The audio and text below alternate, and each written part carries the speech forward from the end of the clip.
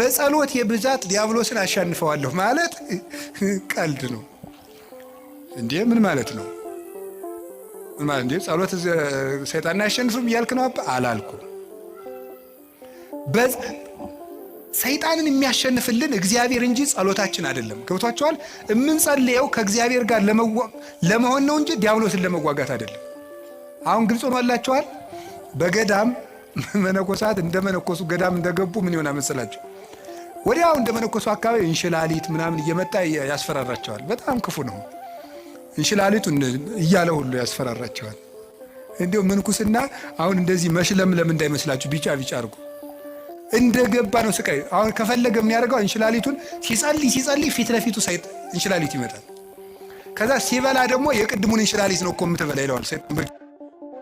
ጦሙን እንዲውል ስለሚፈልግ ማለት ነው። ይዋጋዋል። እና ጀማሪ መነኩሴ ያልገባው ፈሊጥ ያላወቀው ምን ይላል መሰላችሁ? እንሽላሊቱ ማታ ሲመጣ ምንድን ነው የሚያደርገው? ፍካሬ ዘጻድቃን ወዘኃጥአን መዝሙር ዘዳዊት ሃሌሉያ ሲል እንሽላሊቱ አላለቀም፣ አልሄድም አለ። ዞር ብሎ ያየዋል ደግሞ አለ ነው 150 ነው የምዘልቀው ዛሬ ሰብህ ወለእግዚአብሔር በቅዱሳኑ አልሄደም። በቃ እንደዚያ እያደረገ አይደል ነው። አሁን ደግሞ እስቲ እንታያለን። በስግደት ደግሞ 300 ሲሰግድ አለ። ለምንድን ነው የማይሸሸው ሲባል ይሄ ሰውዬ በሐሳቡ በምኑ ነው አሸንፈዋለሁ ብሎ የሚያስበው? በጸሎት በእግዚአብሔር ቸርነት ቢል ግን አንድ አቡነ ዘበሰማያት እንዳለ ይጠፋል። ስለዚህ ክርስቶስ ተኮር ክርስትና እንጂ ሰይጣን ተኮር ክርስትና የለም። ገባችሁ? ክርስቶስን ለማግኘት ጸልዩ እንጂ ሰይጣንን ለማሸነፍ እያላችሁ አትጸልዩ። አንድ አባት ያልተናገረዋል። አንድ የበረሃ አባት ሰይጣንን እያሰብክ የምትጸልይ ከሆነ አታሸንፈውም፣ በጉልበት አትሸንፈውም። እንዲያውም ምን ብሎ ይናገር? 20ኛው ክፍለ ዘመን ላይ የጻፈ አባት ነው እና ምን ብሎ ይናገር መስላችሁ? አንተ ጥይት ብትተኩስ እሱ ኒውክሊየር ይተኩሳል ይላል። ከ50 ዓመት በፊት የተጻፈ መጽሐፍ ነው። ሰይጣንን ለማሸነፍ አንተ ጥይት ተኩስ ኒውክሊየር ተኩሳል።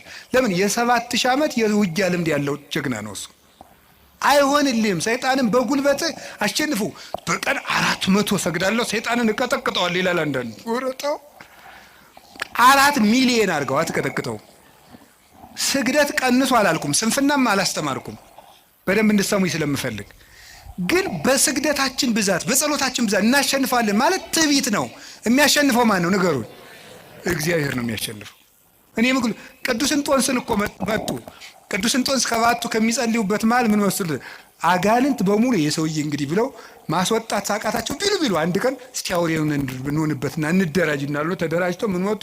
አንተ እባቡን፣ አንተ ደግሞ አይጥውን፣ አንተ ደግሞ እንዲስቅ ይሆነ አንድ እንዲሁ እኮ ይገርማል እኮ አባ ፓምቦ የሚባለው ሰይጣን ራሱ ለመፈተን አባ ፓምቦ የሚባለውን አባት ለመፈተን ሰይጣን ምናል በጣም ብዙ ሺህ አጋንንት አልስቅም ብሎ አርምሞ ያዘ አባት ነው። በጣም ብዙ ሺህ አጋንንት አንድ ብርሌ ማንሳት አቅቷቸው ያሳዩታል፣ እንዲስቅ ማለት ነው።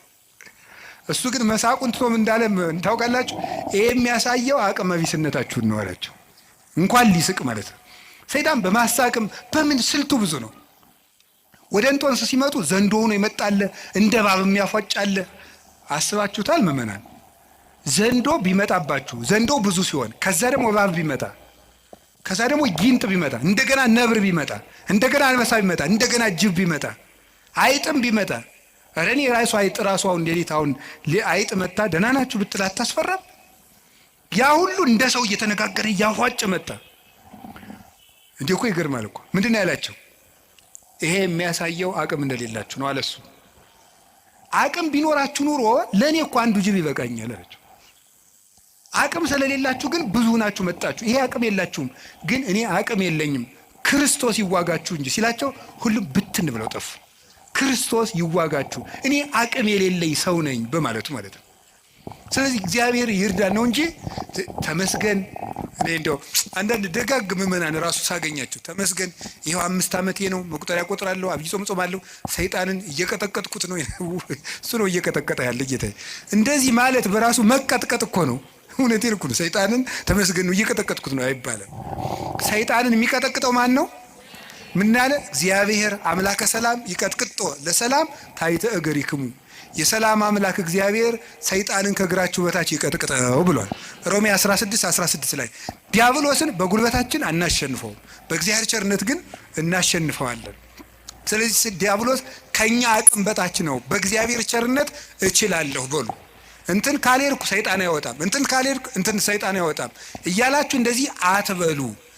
ዲያብሎስን ዓለምን የሚያሸንፈው እምነታችንና ከክርስቶስ ጋር መኖራችን ነው። ጌታችን ኢየሱስ ክርስቶስ እውነተኛ ብርሃን ነው፣ ዲያብሎስ ደግሞ ጨለማ ነው። ብርሃን ደግሞ ጨለማ ባለበት አይኖርም። ወደ ብርሃን ፊታችንን እንዙር። ዲያብሎስ በእኛ ላይ አቅም የለውም እና እጃችሁን አትስጡ። ማንም ሊጫወትባችሁ አይገባም። ይሄ ጠንቋዩ ሁላ እየመጣ እየሮጠ በእውነቱ ሰይጣን ማን ትባላለህ? ሰይፉ ጨንገር የትና ያስካት ትምህርት ቤት ምንድን ነው እንዲህ ያለ ነገር? ነውር አይደለም እንዴ? ማን ነው የደገመባት? ያክስቷ ልጅ እንዴ! ይሄ ነውር አይደለም? እግዚአብሔር እስቲ ጠብ የሚዘራ ታምር ያደርጋል? እስቲ ንገሩኝ በሞቴ ሌላውን ንገሩኝና እግዚአብሔር ሰው እንዲጣላ ይፈልጋል? አሁን አጋንንት በሚለፈልፉበት ስንት ሰው ተጣልቷል፣ በሞት እየተፈላለገ ነው ያለ። እገሌ ደግሞ ብኝ ነው ሀብት ያሳካልኛል፣ እገሌ ደግሞ ብኝ ነው ትምህርት ሳይሳካ ይቀር እየተባለ። እግዚአብሔር እኮ የፍቅር አምላክ ነው። አጋንንትን ሲያወጣ ዝም ብሎ ያወጣቸዋል። የእግዚአብሔር ታምር ሌላ ችግር ፈጥሮ አይሄድም። ትክክል አይደለም። ስለዚህ የእግዚአብሔር ቤተሰቦች አጋንንትን የምንዋጋው ከእግዚአብሔር ጋር በመሆን ነው። ከማን ጋር ነው? ከእግዚአብሔር ጋር ምን ሆነው ምንድን ነው? የማቴዎስ ወንጌል ምዕራፍ 28 ቁጥር 19 ላይ አነ የሉ ምስሌክሙ እስከ ልቀጣ ዓለም፣ እኔ እስከ ዓለም ፍጻሜ ከእናንተ ጋር ነኝ ብሏል። ለማን ያላቸው? ለሐዋርያት በሉ። ለማን? እኔ እስከ ዓለም ፍጻሜ ከማን ጋር ነኝ? ሐዋርያት ዛሬ አሉ፣ በስጋ አሉ። በእናንተ ቤተ ክርስቲያን እኖራለሁ እያላቸው ነው። ስለዚህ ከእግዚአብሔር ጋር ለመኖር ቤተ ክርስቲያን ውስጥ አትጥፉ።